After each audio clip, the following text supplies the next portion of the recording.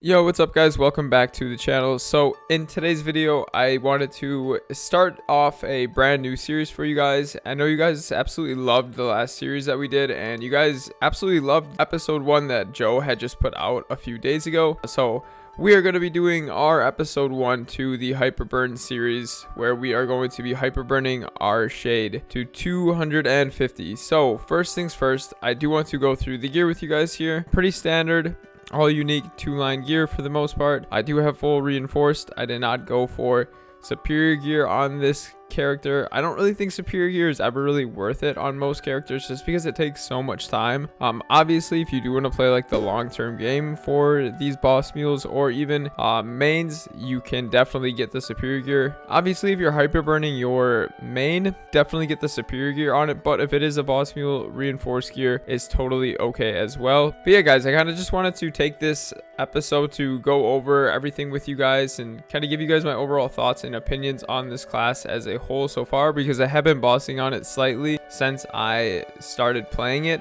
But first things first, I want to say that this class is extremely good at bossing. Its burst is actually very good and a lot better than I thought it was going to be.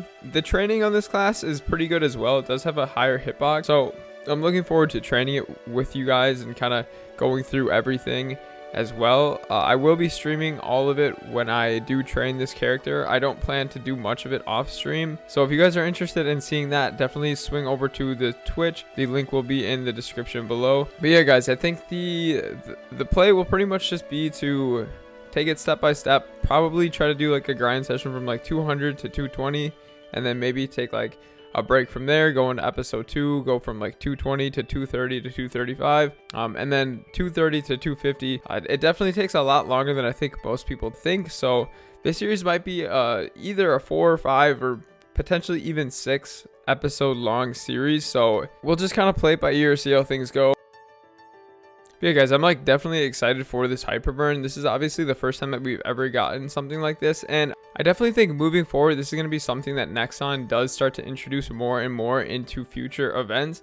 I do think it's a really good way to kind of get players to break off from doing the regular routine where they just train their main and kind of break off and try different and new classes. I definitely do like the idea of getting a class to 250 and not having to train it level by level to get it there. So it obviously does help save you a ton of time, and it does still allow you to enjoy the class to the fullest and kind of see if it's something that you do enjoy, and maybe it's something that you do want to second main. Obviously other people will take a different route where they make these hyperburns to benefit their overall main with a legion block, and some other people will probably, you know, either main their hyperburn or they will sub main their hyperburn. Obviously it's all dependent on what the person wants to do, but I think definitely moving forward these 250 hyperburns will become a new standard, just like the Terror burn are currently today, and potentially even way down the line in the future they bring up something like an Omega burn where they allow you to train your character to 275 with the burning effect.